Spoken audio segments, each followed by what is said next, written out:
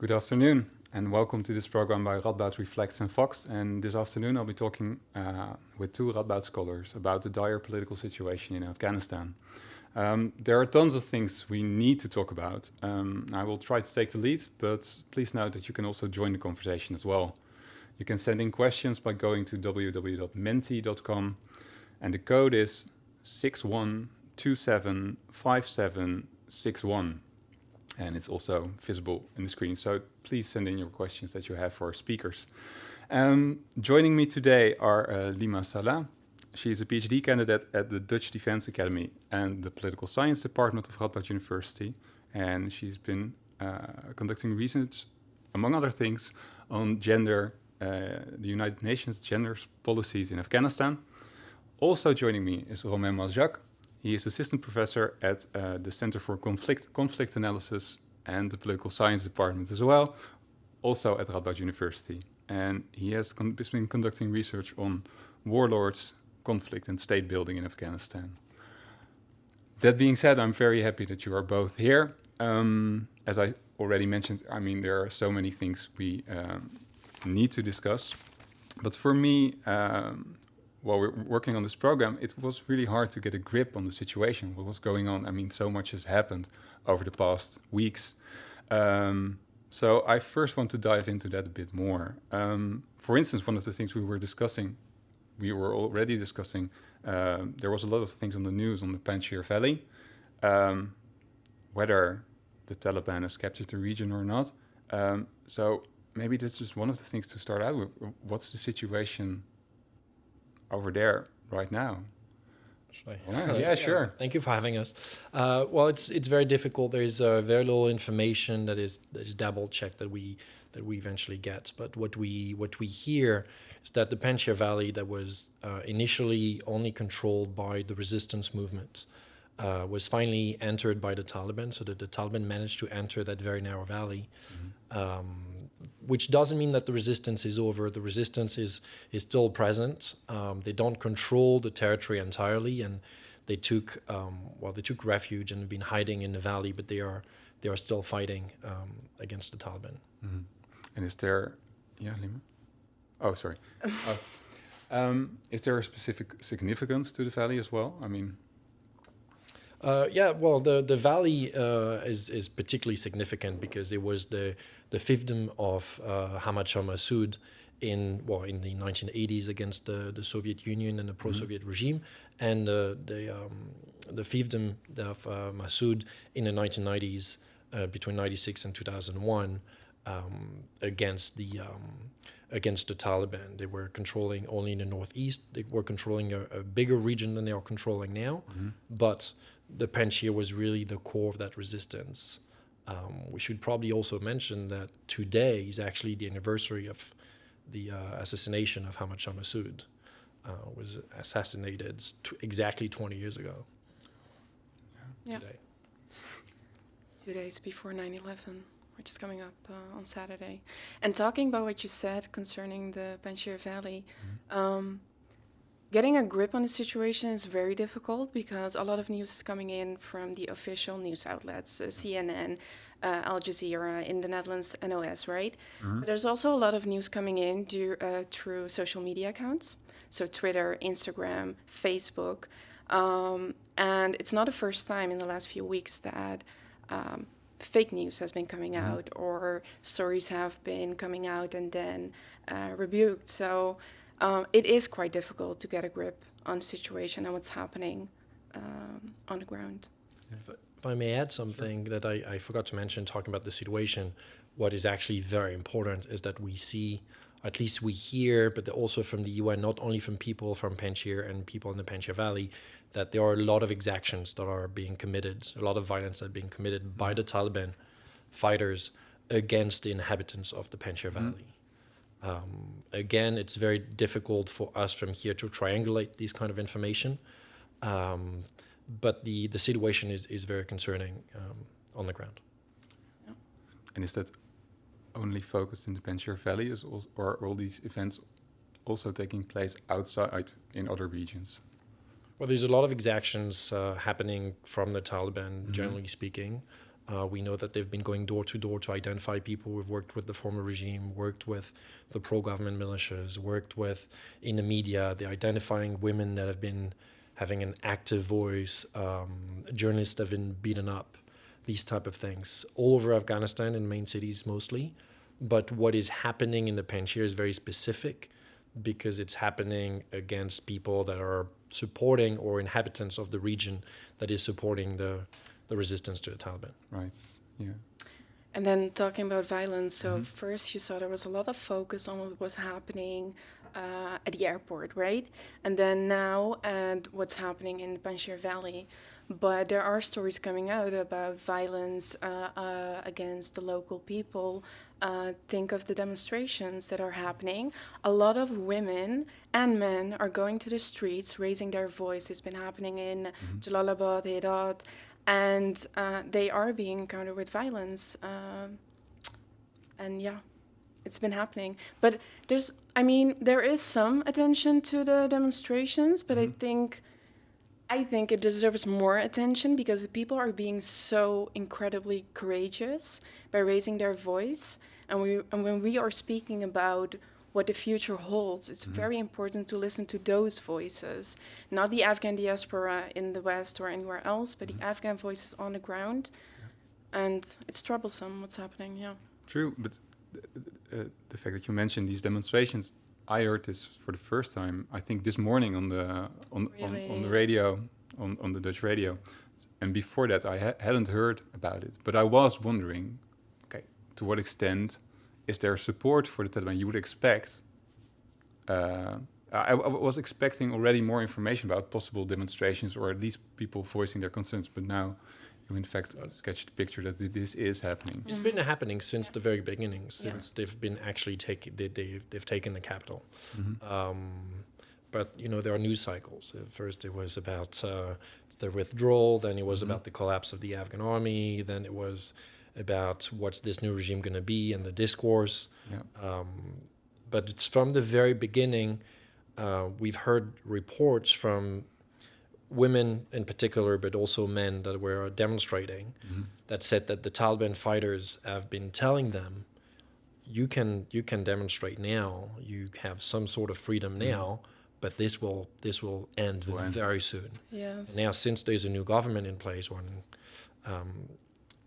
they clearly announced that now there wouldn't be demonstrations allowed without permission.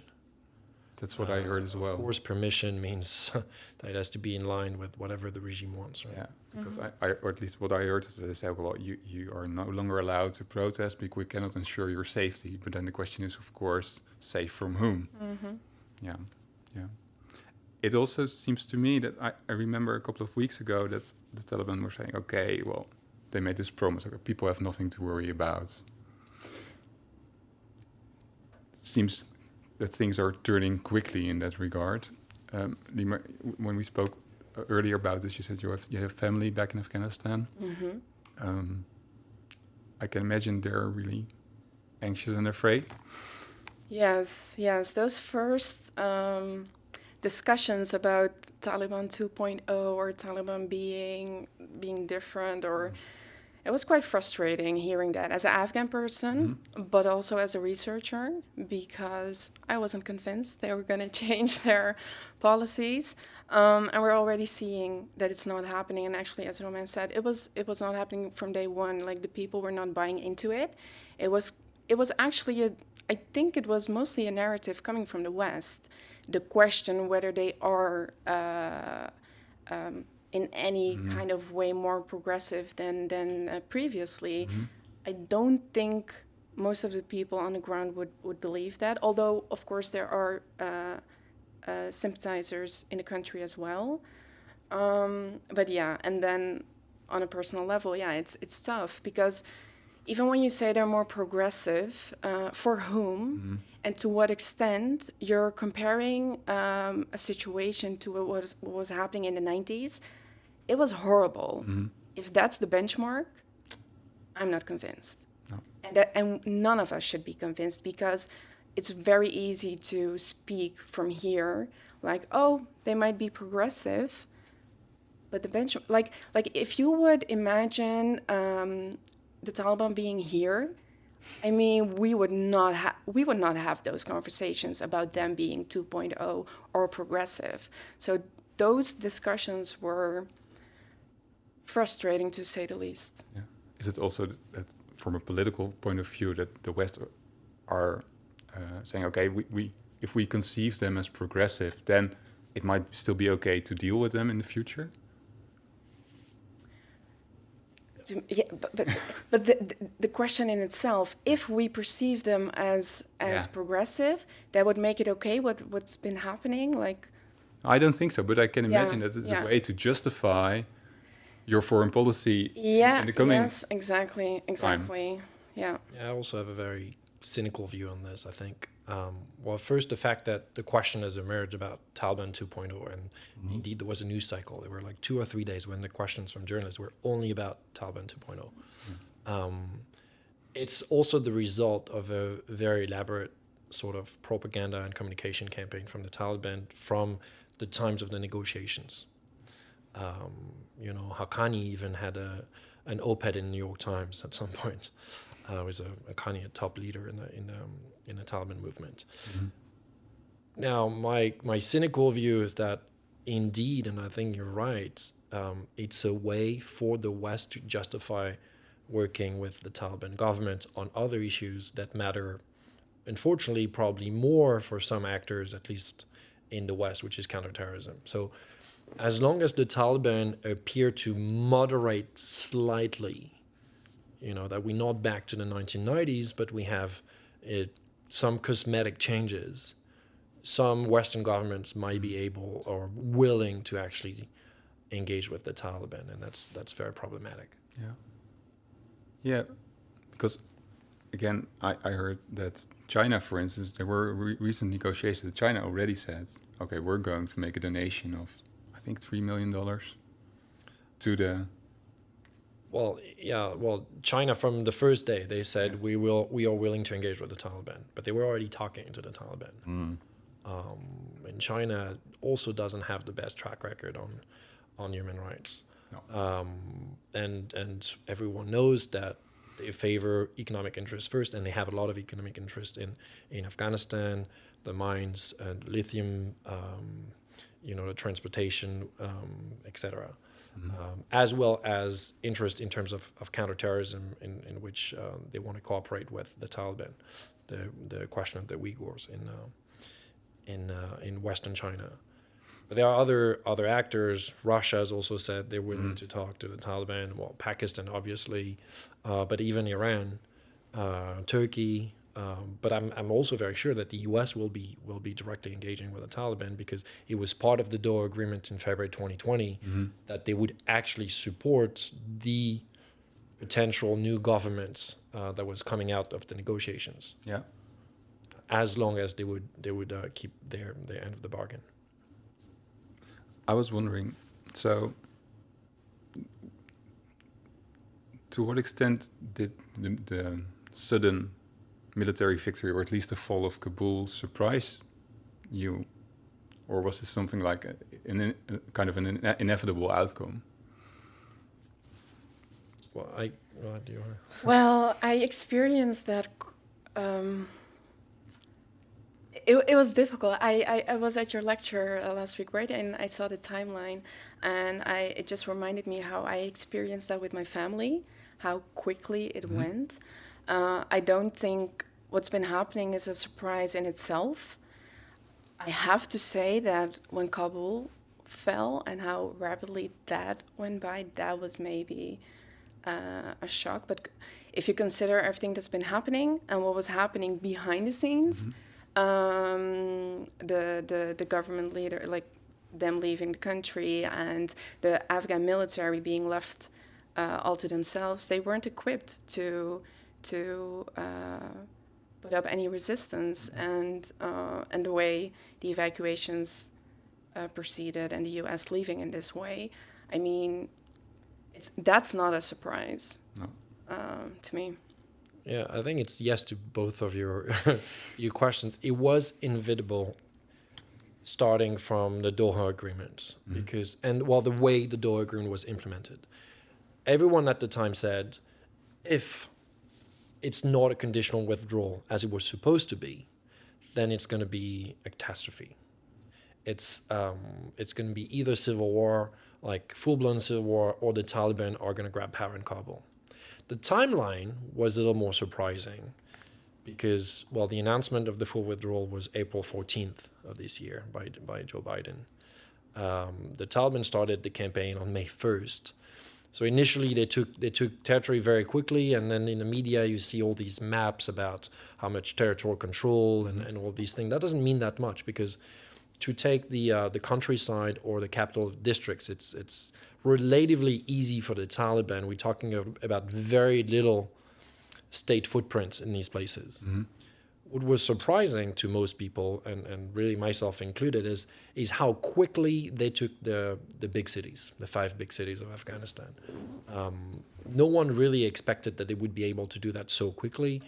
People believed that the special forces in particular, the army in general, was going to be able to keep control of the big cities.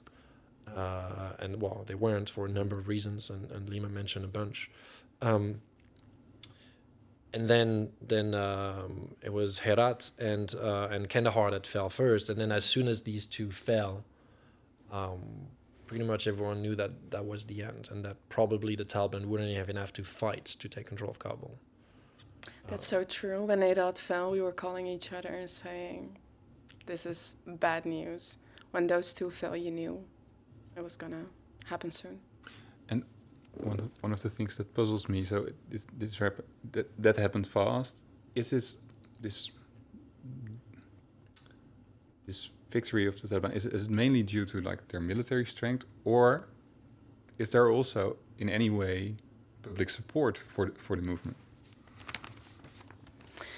I think you can take this question better, but I do think there is some public support.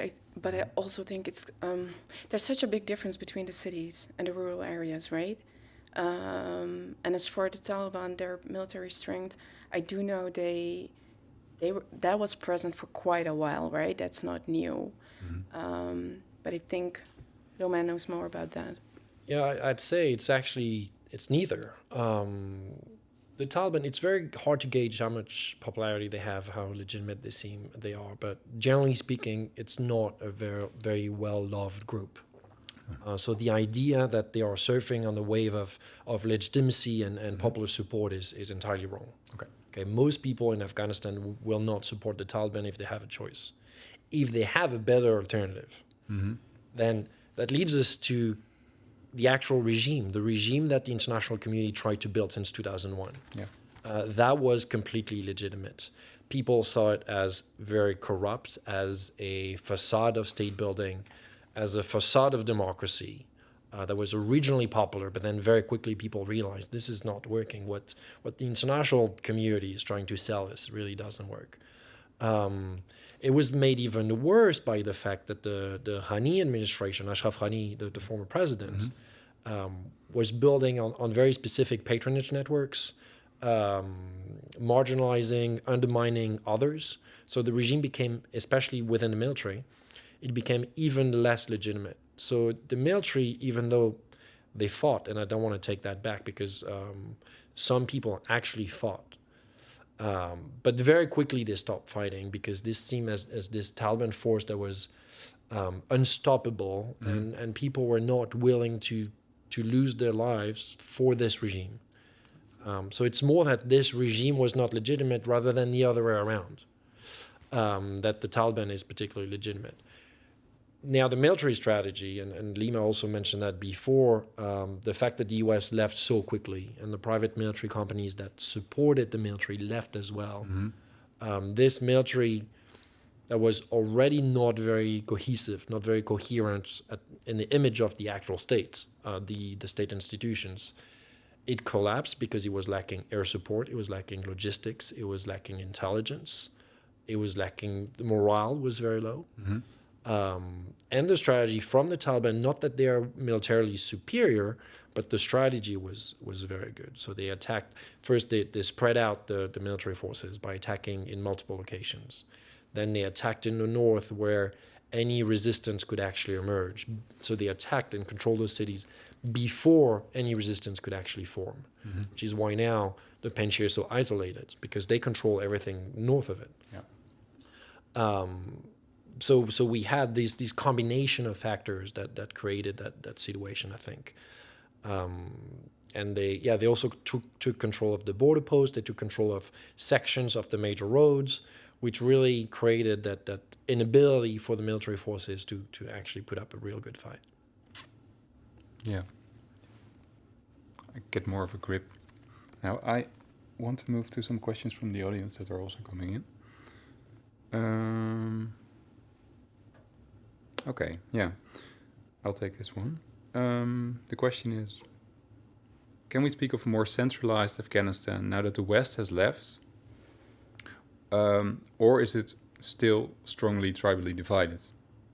Does the Taliban have any influence on this, and with whom should we, and I don't know who the we is this person refers to, but should we negotiate? It's a very difficult question. Yeah. Do you want to? Someone willing? I was wondering who the we is. Yeah, me as well. So I'm assuming the not sure. international community. Yeah. let's assume that for the sake of the question. Okay, if it's more centralized. Yeah, I mean, I can understand that question. If the Taliban is getting more a grip on the entirety of the country, but the question is whether that's the case. It's a difficult question. Well, first of all, tribally divided. It's a little simplifying Afghanistan. You know, it's not every area is tribal. The political fabric of Afghanistan is extremely complex. Yeah. But yes, it's very fragmented. So let's take that term instead. Yeah. One thing that is true of the Taliban is that they are one of the groups in history. There have been other examples, especially in the 19th century, that have been able to penetrate society, to implement things from the center. And the classic example in the 1990s is the ban on opium. That was the one regime that really managed to do that very effectively. How were they doing this? By using violence, extreme violence on people. So we can't really necessarily expect the Taliban to be more centralized. One very key problem for the Taliban that we're going to see happening now is their ability to control the commanders, is the ability to control people locally, is the ability to control people that are not necessarily Taliban but that have some sort of control on the ground. And that we have absolutely no indication that they are able to do it. They might be able to control some of the commanders. They have a clear hierarchy, so they are very centralized and organized. But their ability to control the territory and to control the people in the territory is a very different question. Will they have the ability to control territory and prevent the Islamic State Khorasan province, for example, from operating on the territory? We don't know. First indications at the airport was no, but that was the very early days. So it's very difficult to say. So it's very difficult to say that the Taliban will be more centralized and will have the ability to implement. What we do know is that in the 1990s, they were able to do these kind of things, such as the ban on opium, but they were also not able to govern the country. Can I add to that? Sure. I, for one, am very curious what the Afghan people are going to do, because we're living in that was a pre-internet time, right? Mm-hmm. We have social media, it's a completely different time, and I'm very curious to see what's going to happen when the people keep resisting. There's a whole new generation, young generation, educated, more knowledgeable, in touch with the international community. So I think time will tell. And some questions are also really hard to take, because we do try to analyze the situation, but we're currently in it and it's happening. So, we'll have to wait and see, I guess. What's for sure is, to add to this, the demonstrations that we've seen recently, they were not happening in the 1990s. Exactly. So at least that social unrest exists, which is extremely different from before. What we'll also see is probably fractions, disagreements within the Taliban movement, because for the past 20 years, they've been shy of actually making policy statements, taking actually stance on policy because they didn't have to. No. But now they will. They will have to decide, are we still cooperating with Al-Qaeda? Are we letting women do this and that? Are we, allowing some sort of freedom of the press? And we know that there were disagreements in the past, even on relationship with Al-Qaeda, for example. Yeah. But there will be now clearly in the open some sort of disagreement and policy fractions. Yeah. This touches upon one of the other things I would like to ask. So how will they, because now they're trying to form a government, or they're trying to somewhat get a grip on the state institutions. Do you have, as you already pointed out, we're still in the middle of things, but is there any indication of what a Taliban-led state will look like? I think they're... I'm sorry. Go ahead. Well, yesterday, the new care, what did you call it? Caregiver government. Was installed. So I'm not sure, but I think they're going to follow the lead of Iran when it comes to the political system related to religion and who's going to be put in place to be in charge. But I have to say, I'm constantly talking to family, for example, and I do know that local people have still those images of the 90s in their head, and there are still, if you ask this question, they would think of, well, I hope that doesn't happen. Yeah. And like you said earlier, a lot of statements were being made like, no, women will be allowed to do this and do that, and you're already seeing that, that's not going to happen probably. Yeah, it's a difficult question to answer. We have a few indications. One indication is that the Taliban seems to be more pragmatic than before. So maybe I should restate this so it's clear, because I haven't said it here. Maybe going back to Lema's earlier point, there is no such thing as Taliban 2.0. They haven't changed ideologically. So that the statement is made. They are the same Taliban, and we can see that government, they are the same leaders from the 1990s. They are the exact same individuals. It's almost entirely Pashtun leadership from the earlier days of the movement. Not entirely, but almost. No women, of course. All the same individuals. And their ideology hasn't changed. Now, and it probably will resemble something like Iran, except, with a supreme commander that is more of a religious figure, even though religious and political, but there will be someone, right now there's a prime minister that will be probably more in touch with the day-to-day political activities, who has the ear of the Akhundzada, the supreme leader. With one big difference with Iran, with all its flaws, is the fact that it has elections. Yeah. The Taliban regime will not have elections. And maybe I'll stand corrected, because they will make an announcement that would make me look like a fool in 2 weeks. But if they have elections, that will not be the elections that we have in mind. Something like Saudi Arabia, that is not based on the Wahhabism, but will be based on the Deobandism, which from here looks fairly similar in terms of policy. So something along those lines. I'm assuming that, or maybe it's wishful thinking, that the international community will still have some leverage because of the economic situation that the Taliban are going to find themselves in. Because if there's one thing for sure, is that the Taliban, they want to survive as a regime. They want to stay in power. So not that they want to make concessions, not that they have changed, but they might have to make some concessions, and hopefully, especially the European Union, will push so that concessions are made not only on counterterrorism, but on the form of the regime and violence and social policy and all of these things. Can at least expect that some of the most violent behaviors might change. At least that's the hope for this regime. But the core of it is not going to Still change. remains. No.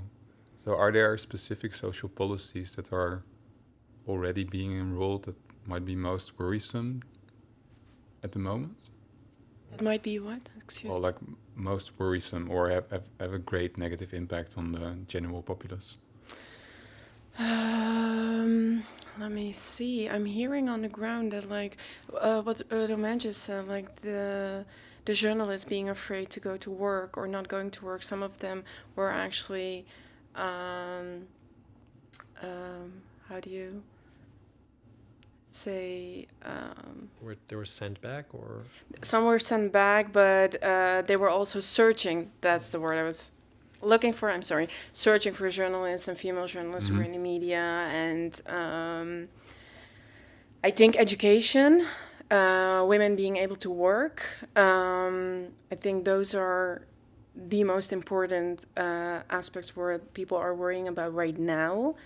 Elections. That's like elections wasn't even a thing on my mind. Like assuming that's not going to happen. So voting right or election wasn't even on my mind. But like education and working, I think those would be the first things I know people were worrying about. yeah, the situation of women in general. I mean, women have been sent back to work, but it's also now somehow accepted that women cannot walk on the street without the presence of a man. So this is already back. This is already happening. Banning music, these type of things are already happening. So this is more than worrisome, I would say. Freedom of speech. If you can't demonstrate unless it's authorized. They've made a statement yesterday, the day before, about women's rights. They will implement women's rights as long as they are in line with their understanding of Sharia law. Yeah. Yeah. Yeah. So, Yeah. So that you already mentioned this when talking about the US and the EU. To what extent you can wonder, okay, what are they going to do now, and what can they do to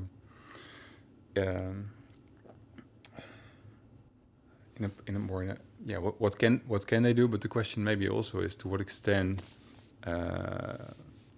is the US and maybe its NATO allies co-responsible for the situation that's now occurring? I mean, I think you've addressed the foreign policy of the US as well. I mean, is this all? Can we put this on Biden in a way, or has it been a longer trajectory towards the West gradually backing out? okay, well, you want to... So the question is whether the international community is responsible. I don't see how they are not responsible, to be honest. Okay. From day one. Yeah. I'm going to quote you, actually. When you said in that interview, the Afghan people never asked for the intervention, but they also never asked to be left alone in this way. And when it comes to the responsibility, I think, of course, they have a responsibility. They took that responsibility upon themselves when they decided to go to Afghanistan. And especially, well, I looked into the justification narratives of the Bush administration and why allies joined the mission.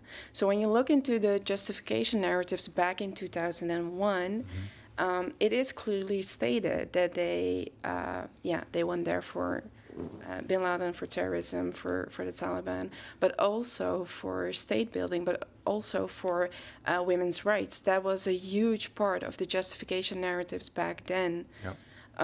And when you compare it to what's happening right now, the way they are leaving and the countries being not handed over, but the countries being taken over by the Taliban, I keep thinking about the initial motives to go there and how those justification narratives were used. I mean, of course, as a researcher, I know those justification narratives were used to justify and find support.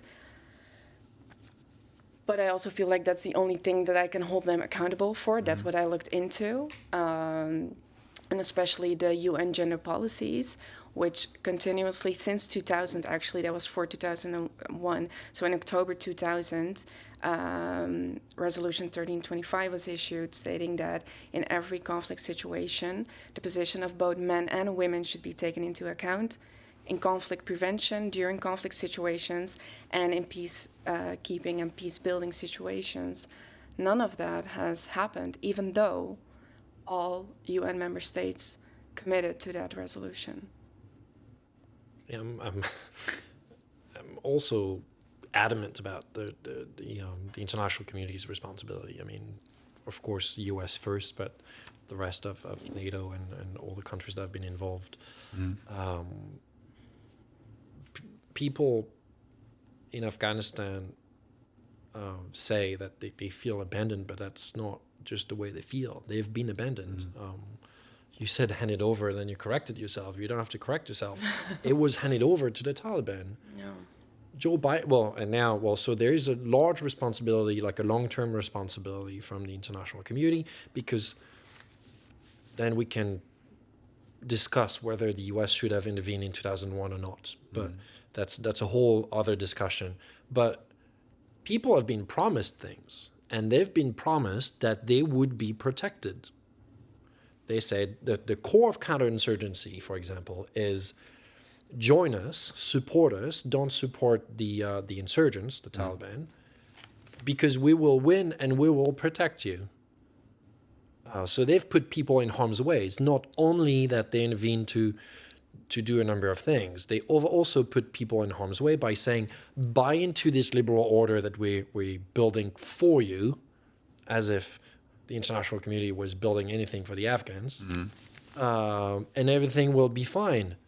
And in fact, people were incentivized to buy into it because otherwise they would be blamed. And then there was a lot of political debate and blame put on actors that do not seem liberal to us, or are not liberal actors in general,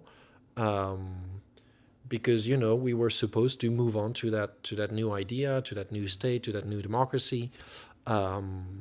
People were promised something, a state and a democracy, and unlike what we sometimes hear, people were very happy about it initially. There was these lines in front of the voting booth. People were supporting democracy. They were supporting that idea of having a state that can actually provide. And then all that, went down the gutter. And Biden has a huge responsibility because he didn't have to follow the Trump administration. He could have said, well, you know what, this agreement, we're not really sticking to it. And anyway, the way it was going, no one was sticking to it. The conditions were not respected. The Taliban was not respecting their end of the bargain either. So course could have changed. Not to say that the US has to stay in Afghanistan forever, but it could have left Afghanistan way differently. It didn't have to happen this way.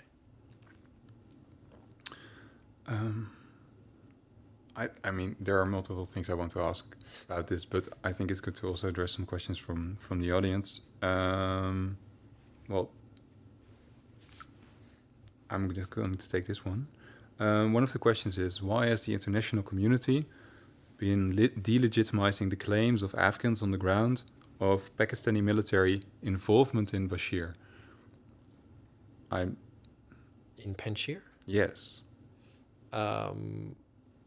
You want to take that over? The question is why the international community is so they're not acknowledging the Pakistani involvement. That's the... Yeah. And the question is why they're not doing that? I'm not sure, actually. I've been hearing a lot of information coming in about that, about the Pakistani involvement and to what extent that's been happening. Yeah. I do know, that was this week, actually, when the news first came out about Panjshir being attacked. On social media, there was this entire frenzy about Panjshir is under attack, there's a genocide happening, and Pakistan is involved because some Pakistan leader was working with the Taliban. They said pictures were even shared, and I know that we were all texting each other in panic, and then the next day it turned out it wasn't true. So I'm not sure, actually, to be honest, what's happening on that level with Pakistani involvement and to what extent it should be acknowledged by the international community, to be honest. Yeah, the Pakistani involvement is always difficult to gauge. There's one thing for sure is that Pakistan has supported the Taliban for all these years. That there's absolutely no question about it. They've hosted the Taliban leadership in Quetta. They've supplied money and weapons to the Taliban. They've helped the Taliban in a number of ways. Now, a lot of people, even before talking about Panjshir, a lot of people said, well, you see how well designed this military strategy was. Obviously, Pakistan had something to do with it. It is very possible that Pakistani military was involved in a strategy to take control of Kabul. But it's also misleading in the sense that the Taliban, and well, maybe the person who asked the question and I will disagree on this, but the Taliban is not the creature of Pakistan. The Taliban is heavily supported and has been heavily supported by Pakistan, but they also have their own abilities. They are a very strong group without necessarily having Pakistani strategists being involved.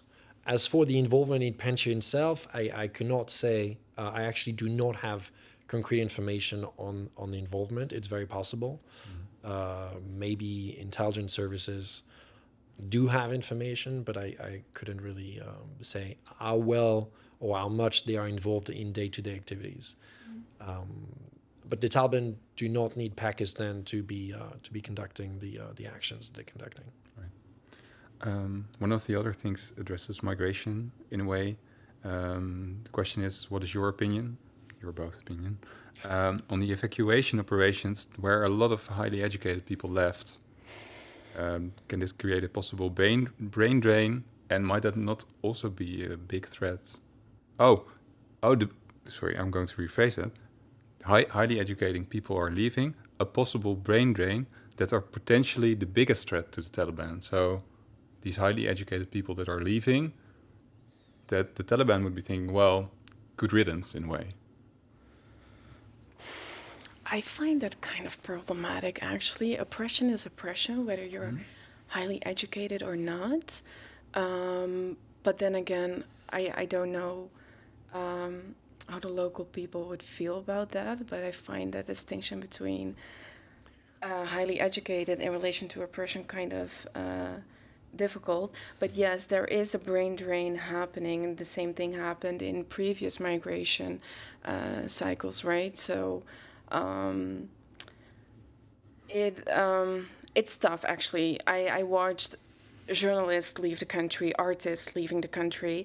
Whenever I see those images, it hurts, because those were the people who had the courage to go back or stay and build up the country. So that hurts, and it's gonna have an effect.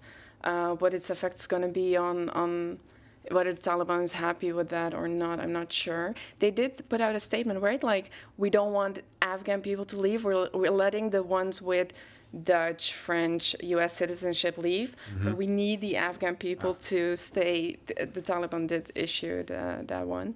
And there was a question about migration in general, the evacuations, or not? I just rephrased it one as a question of migration. Okay. I do have an or opinion maybe about that. migration. No, okay. Okay. All right. Yeah, I think there are different aspects on this.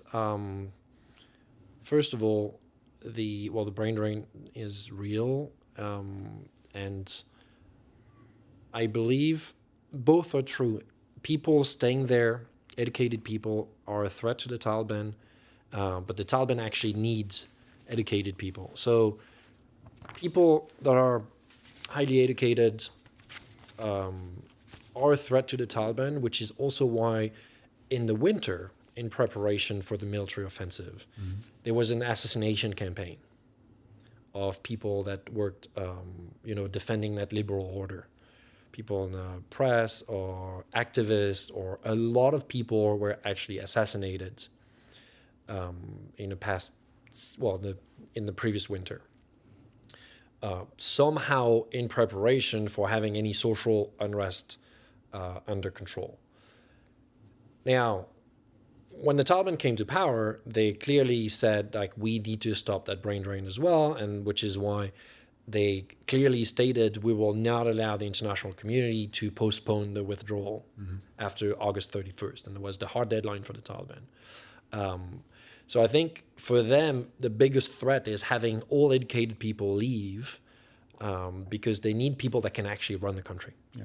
So they want the bureaucrats, they want people that have the experience, the skills, the education to stay, and then it becomes for them to decide who to oppress more or less, right? Yeah. As cynical as that sounds, and sad, then they can decide. Either they would rather, I believe, have everyone stay, and then everyone has to be in order and follow the Taliban lead, or else.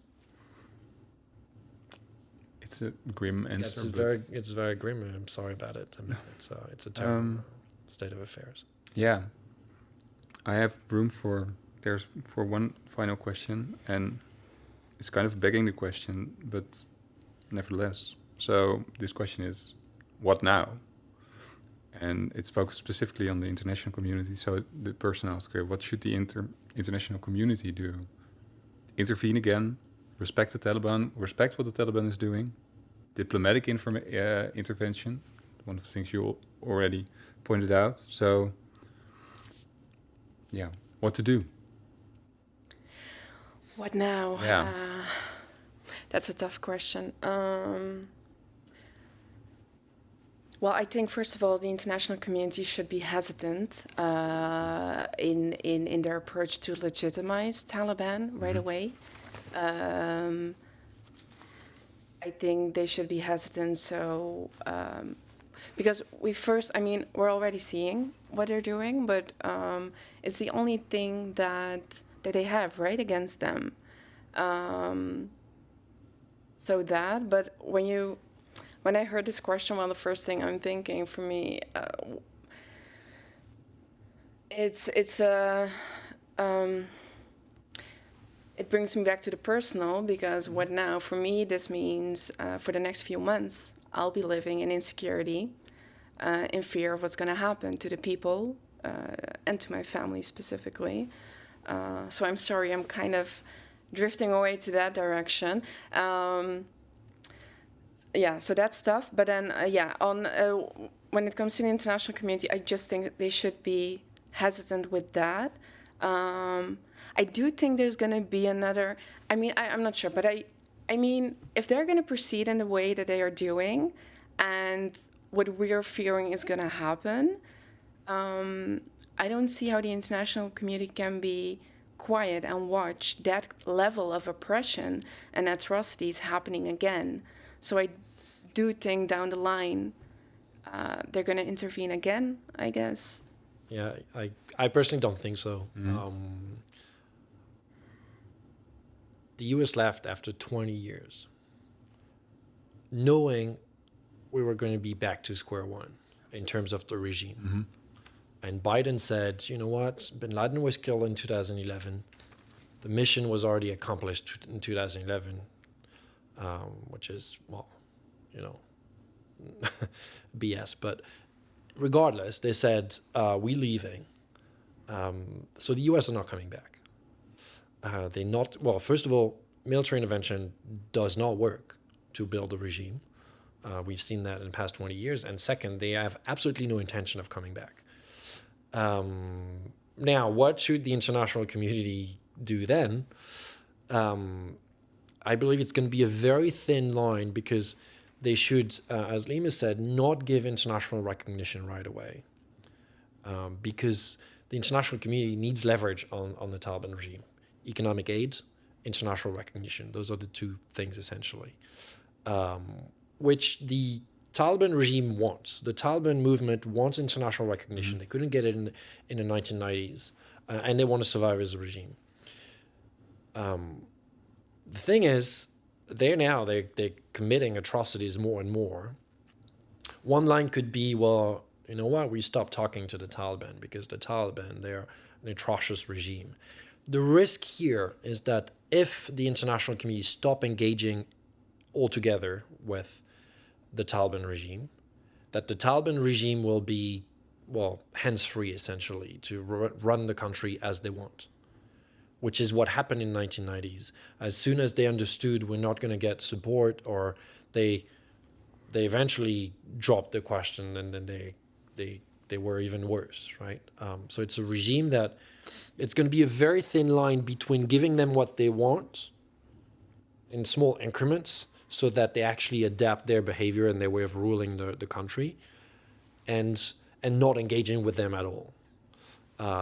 My biggest fear is that the US in particular, and the regional actors, Russia, China, Pakistan in particular, are going to be willing to help that regime regardless of the way they rule, as long as they cut ties with Al-Qaeda. And as long as, for the US in particular, as some cosmetic adjustments are done in terms of how they rule for the most violent behaviors.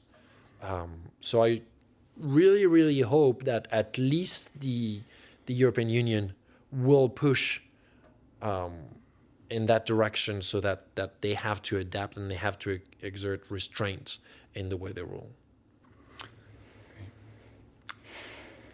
We have to wrap up, but I want to thank you both for joining this conversation, and I hope that we will continue it. And I heard that you are continuing it next week on Wednesday. Yes. In Lux. So I encourage everyone who's been watching to go there, watch, and join the conversation as well. Next week, Wednesday. Next week and Wednesday. It's Lux with the political department, our department. Yeah. And tickets go online today at Lux. Okay. Thank you both for shedding your light on this very grim and dire situation. People back at home, I hope you have found this conversation interesting and enlightening. Radboud Reflects will be back on Sunday with a program on the good ancestor, in which we engage with a conversation with Roman Malejacq on our responsibilities for future generations.